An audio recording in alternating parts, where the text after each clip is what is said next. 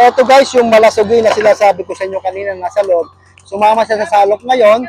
Kaya talagang itong iniiwasan namin. Pagka ang ating grupo ng isda ay may ganitong malasugi, nahihirapan kaming huluhin dahil sa napakailap nito.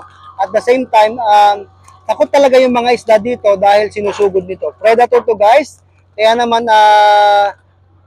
mostly pagka umaarya kami at may ganito, ang isda hindi mo makita lumulutang talaga. Dahil paglutang nila, kahit may pagkain, tatakas siya sa takot dito sa malasugi guys. Kaya naman, eto, nahuli siya, siguro mga 70 kilos or 80 kilos hanggang, ewan ko kung aabotin ng 100 kilos ito.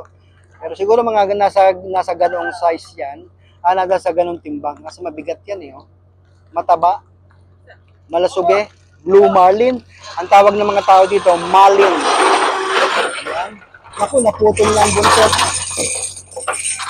Naputol ng buntot. Sumama pa sa patay. Sumama sa bodega.